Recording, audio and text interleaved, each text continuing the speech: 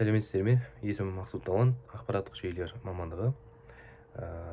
Бұл миттер, яғни қазақ мемлекеттілігінің дәстүрлері, яғни қазақ мемлекетінің құрылуы жайында айтатын боламын. Кіріспе негізінде айтатын болсам, мемлекеттің тамыры. Қазақ мемлекеті бұл жай ғана саяси құрылым емес, бұл сонау мыңдаған жылдар бойы созылған халықтың ұлт болып қалыптасуының тарихының өзегі болып табылады. Біздің елдің мемлекеттік дәстүрі сонау сақтар мен ғұндар, түріктер, түрік қағанаттарынан және орта ғасырлардағы түрік қағанатының кейінгі тайпалары Қарахан, Қыпшақ, Қимақ, сонымен қатар оғыздар және басқа да тайпалардың одақтасу елі болуымен және одан соң моңғол түркі тайпаларымен Шыңғыс ханның келуімен және де одан кейін қазақ хан, одан кейін ұлыстар, одан соң алтын орда, ақ орда елдерінің және одан соң соңында қазақ хандығының құрылуымен бастау алады. Біздің елдің мемлекеттік дәстүрі бұл сақтар мен ғұндар дәуірінен, сонымен қатар түрік қағанатынан, орта ғасырлық хандықтардан бастау алған тарихи сабақтастық деуге болады. Қазақ даласында мемлекеттік құру дәстүрі ешқашан үзілген емес. Тіпті бір мемлекеттің құлауы жаңа мемлекеттердің құрылуына негіз және себеп болған. Сондықтан да қазақ мемлекеттілігі үздіксіз тарихи тамыры терең жүйе болып саналады.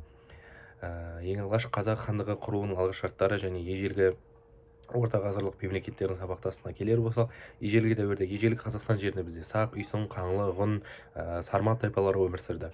Олар алғашқы мемлекеттік бірлестіктерді құрды, әскери әкімшілік жүйелерді құрып, ру басыларынан бастап орталық билікке бағынатын алғашқы әкімшілік тәртіптегі негізгі ел болды. Сақтар біздің заманымыздан бұрын 8-3 ғасырларда өмір сүрген. Олар темірді кеңінен қолданған, атты әскер ұстаған алғашқы мемлекеттердің бірі болып саналды.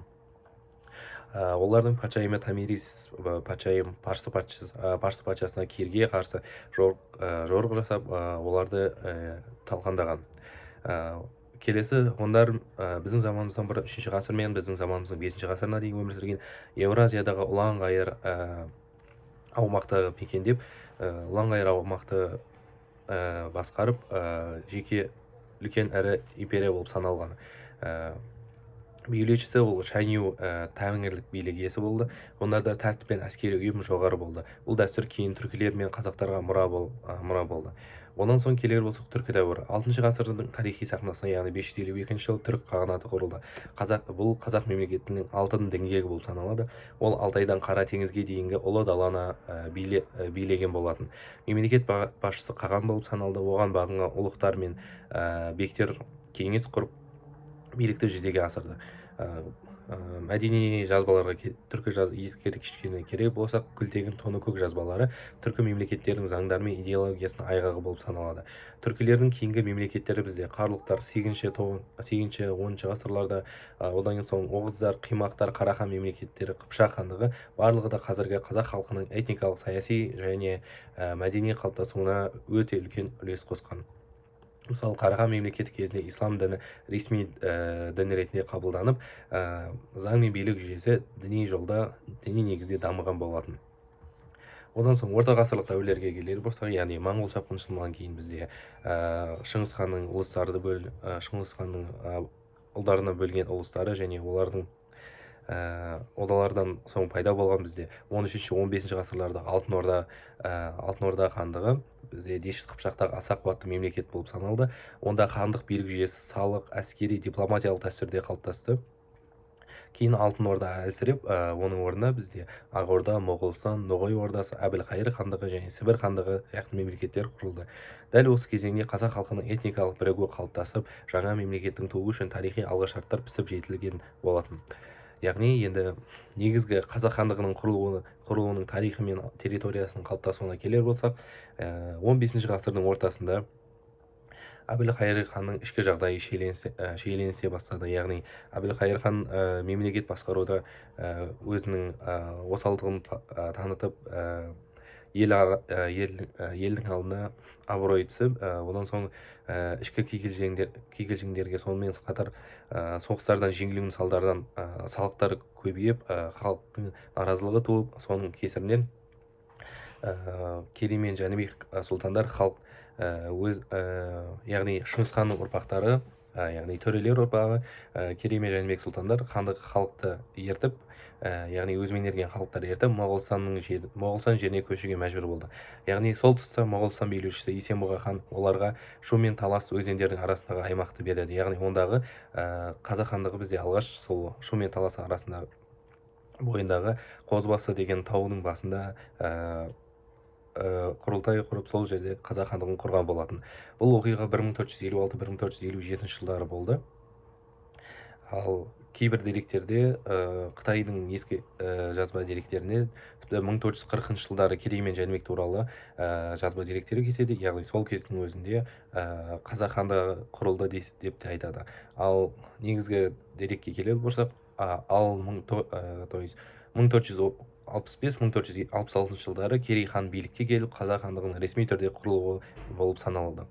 Қазақ ханның дәуіріндегі хандарға келер болсақ, Керей мен Жәнібек хан бізде мемлекеттің негізін қалаушы хандар болып саналды. Және сол тұстан бастап қазақ хандығы дамуға көшіп, хандық билік бойынша да, ішкі және сыртқы саяси бойынша да өз аумағын кеңейту кезеңін бастады. Келесі хан бізде ол Жәнібек ханның ұлы Қасым хан 1511-1523 жылдары өмір сүрді. Билік етті. Сол тұста хандықтың ең мықты, қуатты кезі болып, хандықты нығайтып, шекарасын кеңейткен болатын. Қасым хан тұсында Қасым хан өзінің Қасым ханның қасқа жолы атты алғашқы заң жүйесін енгізген болатын. Қазақ хандығының осы тұста беделі орасан зор болып, өте үлкен белсенді артып, Қасым хан тұсында қазақтар туралы батыс Еуропа жазбаларында қазақ атауы алғаш рет ресми аталған болатын.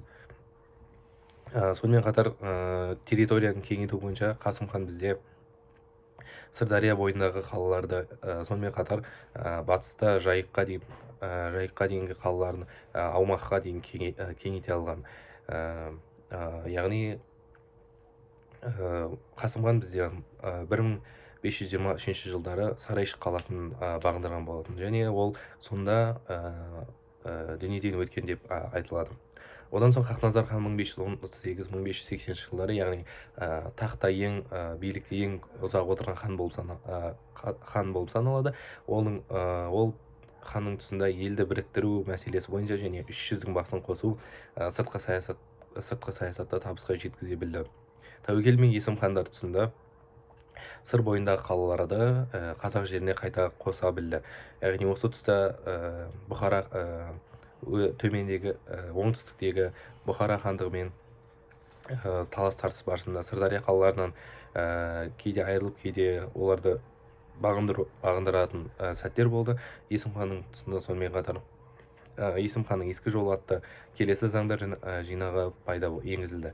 Одан соң Жәңгір хан 1628-1652 жылдары жоңғарлармен соғыстар ұйымдастырды. Яғни ең танымал атақты соғыстардың бірі болып саналды. Бұл Орбұлақ шайқасы дегеніміз. Орбұлақ шайқасы қазақ ханы Жәңгір хан 600 жауынгермен 50.000 әскерге қарсы тұрып жеңіске жетті. Одан соң Тәуке хан 1680-1718 жылдары, яғни қазақ хандығының қой үстінде бозторғай жұмыртқалаған заман деп айтады. Яғни ең тыныш, тәуелсіз, бейбіт кезең деп осы Тәуке ханның тұсында айтып өтіледі. Оның тұсында тағы да 7 жарғы заңдар жинағы жасалды. Яғни бұл билер заманға сай, заман ағысына қарай заңдар жинағы өзгеруге тиіс болғандықтан жаңадан 7 жарғы заңын жасаған болатын. Сонан Тәуке хан бізде билер кеңесін күшейтіп, ел билігін нығайта білген. Яғни бұл қазақ хандары 17-18 ғасырларда қазақ жері 300-ге бөлінсе де рухани бірлігін сақтап қала алған. Осы кезеңде халық біртұтас қазақ елі атаумен танылды. Келесі қазақ мемлекетінің қайта жаңғыру кезеңдеріне келер болсақ, Алаш автономиясы 1917 жылдары 19 ғасырдың соңында Ресей империясының отарлау саясаты күшейді. Яғни Тәуке ханның кезінен бастап Ресей империясы қазақ территориясына бекіністер сала бастаған. Ең алғаш бекіністер бізде 1640 жылы Гурьев бекінісі, сонау батыс аумақтарда алғаш рет бекіністер салына бастады. Яғни бекіністер салу арқылы ресейлер қазақтың көптеген территорияларын өздеріне жаулап бағындыра алған. Жер мәселесіне келер болсақ, салық ауыртпалығы, тіл мен дінге қысым халықты наразылыққа итермелеген болатын. 19 ғасырдың басында қазақ зиялылары ұлттық ояну дәстүрін бастады. Осы кезеңде 1917 жылы желтоқсанда Орынборда өткен екінші жалпы қазақ съезінде Алаш автономиясы жарияланған болатын. Алаш үкіметін Әлихан Бөкейхан, Ахмет Байтұрсынұлы, Міржақып Дулатұлы, Халел және Жаһанша Досмұхамедовтар басқарған болатын. Олар демократиялық республика орнатуда, халықты білімге тартуда, қазақ жерінің тұтастығын сақтауда көздеген болатын. Алаш үкіметі қысқа өмір сүргенімен қазақ мемлекетінің жаңғыртқан алғашқы саяси жоба болды. Оның идеялары кейін тәуелсіз Қазақстанның идеологиялық іргетасына айналған болатын. Яғни осы Алаш Орда тұсында, Алаш партиясы тұсында өзіміздің ата-бабаларымыз Әлихан Бөкейхановтар, Ахмет Байтұрсынұлы, Міржақып Дулатұлы және басқа да ата-бабаларымыздың тигізген орасан зор үлестері көп. Яғни Әлихан Бөкейханов бізде Ресей империясының Қазақстанға жүргізген экспедициялар барысында зерттеулеріне қатысу арқылы Әлімхан Ермеков ата-бабамыздың қолдауымен, яғни сол атамызға бағыт көрсету арқылы Әлімхан Ермековке мәліметтер беру арқылы сол зерттеулерді дәлел ретінде Кеңес одағының билеушілеріне барып қазақ территориясын қайтару туралы келіссөздер жүргізу арқылы қазіргі Қазақстанның көптеген жерлерін қайтарып ала алған. Яғни бұл біз үшін, яғни Қазақстан елі үшін өте үлкен маңызды оқиға болып саналады.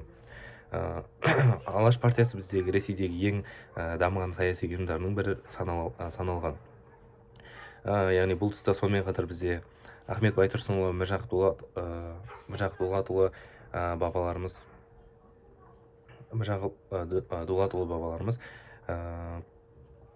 қазақ газетіне шығаруға да атсалысқан. Яғни 1913 жылы алғашқы қазақ газеттері шыға бастаған. Осы тұста газетте қазақ елінің оянуына деген мәліметтер, жаңалықтар арқылы қазақты әлемдік деңгейдегі жаңалықтар мен әлемдік деңгейдегі маңызды оқиғалар мен мәліметтер бере отырып, оларды әрдайым жаңа мағлұматтармен хабардар етер отырып, және сонымен қатар ішкі және сыртқы саясат бойынша қандай жағдайлар болып жатқанын жеткізу арқылы, хабарлау арқылы, және ең маңыздысы қазақты білімдік жолына тарту арқылы қазақтарды әрдайым білімге шақырып отырған. Яғни әсіресе жастарымызды білім жолына, еліміздің тәуелсіздік жолына үгіт насихат жүргізе білген. 1920 жылдар кеңес билігі толық орнап, Алаш автономиясы таратылған болатын. Бірақ оның идеясы ұлттық тәуелсіздік пен халық билігі арасында мәңгілікке сақталып қалған болатын. Алаш көсемдері кейін қуғын сүргінге ұшыраса да, оларды ойлары мен еңбектері тәуелсіз Қазақстанның рухани негізіне айналған болатын. Келесі қазақ АКСР және қазақ КСР-не келер болсақ, кеңес өкіметі орнағаннан кейін қазақ жерінде мемлекеттік жаңа формада сақтау үшін 1920 жылы 26 тамызда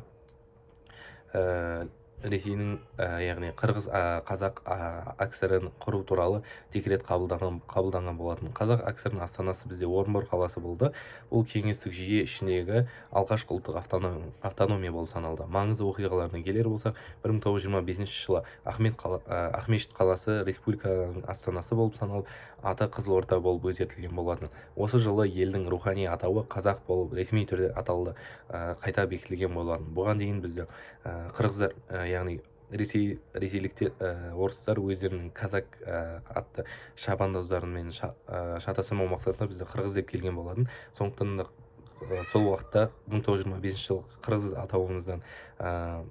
атауынан айтылмай қазақ болып қайтадан ресми түрде қайта бекітілген болатын. Одан соң 1929 жылы Астана Алматыға көшірілген болатын. Кеңестік реформаларға келер болса 1928 жылдан бастап ұжымдастыру мен малды қайта тәркілеу науқаны жүргізілген болатын. Бұл саясат қазақтардың дәстүрлі шаруашылығын күйретіп аштыққа ұрындырған болатын. 1931-1933 жылдардағы ашаршылық кезінде 2,5 миллионнан астам қаза тапқан болатын. 100 мыңдаған адам шетелге көшіп кеткен болатын. 1937-38 жылдардағы саяси қуғын-сүргінге келер болса, алаш зиялыларының көбі атылып кеткен болатын. Әлихан Бөкейхан, Ахмет Байтұрсынұлы, Сәкен Сейфуллин, Ілияс Жансүгіров, Бейімбет Майлин сияқты тұлғалар құрбан болған болатын. Онан соң индустрияландыру мен соғыс жылдарына келер болса, 1930-1940 жылдар Қазақстанда зауыттар мен темір жолдар салына бастады. Қарағанды, Балқаш, Өскемен, Риддер, Ақтөбе, Шымкент қалалары ірі өнеркәсіп орталықтарына айналды. 1941-1945 жылдарда Ұлы Отан соғысында 1,2 миллионнан астам қазақ майданға аттанды. Олардың ішінде Бауыржан Момышұлы атамыз, Әлия Молдағұлова, Мәншүк Мәметова апаларымыз сынды қаһармандар ел даңқын асырған болатын. Яғни осы тұста да көптеген қазақ жауынгерлері қаза тауып, қазақтың санын кеміп қалған болатын. Соғыстан кейінгі кезең, яғни 1954 жылы тың және тыңайған жерлерді игеру науқаны басталған болады. Нәтижесінде Қазақстанға 2 миллионға жуық орыс, украин, белорус шаруалары қоныс аударған болады. Бұл қазақ халық үлесін азайтып, ұлттық тепе-теңдікті бұзған болатын. Одан соң 1950-1970 жылдар Қазақстан КСР-ның ірі индустриялық аймағына айналып, бірақ саяси еркіндік бола алмады. Яғни соңғы кезеңге келер болсақ, КСР-ның ыдырауы және Қазақстанның тәуелсіздік алуы, ұлттық сана мен азаттық қозғалыстар. 1980 жылдардың ортасында КСР дағдарысқа ұшыраған болатын. Михаил Горбачевтың қайта құруы және жариялылық саясаты ұлттық қозғалыстарға жол ашты. 1986 жылғы 17-18 желтоқсанда Алматыда студенттер мен жастар қазақ елін қазақ басқарсын деп алаңға шыққан болатын. Бұл желтоқсан көтерілісі болып, ірі маңызды тарихи оқиға болып, халық жанында мәңгі қалады. Яғни бұл тәуелсіздікке жетудің ең маңызды себептердің бірі болып саналып, кеңестік жүйеге қарсы тұңғыш ашық қарсылық болған. Оны аяусыз басып жаншу кезінде жүздеген адам жараланып, көптеген адам қаза тапқан болатын. Желтоқсан бізде тәуелсіздікке апарған алғашқы қадам болып саналған. Бұл оқиға кейін бүкіл КСР кеңестігінде ұлттық азаттық толқулардан басталуына түрткі болған. Тәуелсіздік жолы 1990 жылы 25 қазанда Қазақстан өзінің мемлекеттік егемендігі туралы декларация қабылдады. 1991 жылы 1 желтоқсанда ел тарихына алғашқы бүкіл халықтық президент сайлауы өтіп, онда Нұрсұлтан Назарбаев Қазақстан Республикасы президенті болып саналды. Яғни одан соң ең алғаш маңызды күніміз 1991 желтоқсанда Қазақстан тәуелсіздік күні жарияланды. Яғни бұл Қазақстан мемлекеттілігінің көп ғасырлық арманның жүзеге асқан сәті болып саналды. Алғашқы тәуелсіздік қадамдары 1992 жылы Қазақстанда Біріккен ұлттар ұйымына мүше болды. 1993 жылы алғашқы конституция қабылданды. Одан соң сол жылы 93 жылы 15 қарашада ұлттық валютамыз теңге айналымға енгізілді. 1995 жылы жаңа конституция бекітіліп, билік тармақтарының бөлуі заңдастырылды. 1997 жылы ел астанасы Алматыдан Ақмолаға, қазіргі Астанаға көшірілген болатын. Одан соң 2006 жылы жаңа мемлекеттік әнұран қабылданған болатын. Сонымен қатар Қазақстан ядролық қарудан өз еркімен бас тартқан әлемдегі алғашқы мемлекеттердің бірі болды. Сонымен қатар Семей полигоны бізде 1991 жылы 29 тамызда жабылған болатын. Халықаралық жетістіктерге келер болса, 1992 жылы Қазақстан ТМД-ның құрылтайшы мүшелерінің бірі болды. 2010 жылы Қазақстан Еуропадағы қауіпсіздік және ынтымақтастық ұйымына төрағалық етті. 2017 жылы елімізде Экспо 2017 халықаралық көрмесі өтті. Қорытындылай келе, қазақ мемлекеті бұл үздіксіз тарихи желі, яғни сонау біздің мемлекеттілігіміз сонау сақтар, ғұндар ғұндар дәуірлерінен келе жатқан түркілер қағанатымен, сонымен одан соң орта ғасырларда Қарахан мен Алтын одан соң Қазақ хандығынан бастау алған мемлекет болып саналады. 20 ғасырда Алаш автономиясы мен Қазақ АКСР-дің сол дәстүрді жалғастырса, онан соң 1991 жылы тәуелсіздік сол 1000 жылдық арманның орындалуы болып саналады. Қазақ мемлекеттігі үзілмейтін дәстүр, ал тәуелсіз Қазақстан сол дәстүрдің жаңа билігі болып саналады. Біздің парыз сол рухани мұраны қорғау, дамыту және келешек ұрпаққа жеткізу болып саналады. Назарларыңызға рахмет, сау болыңыздар.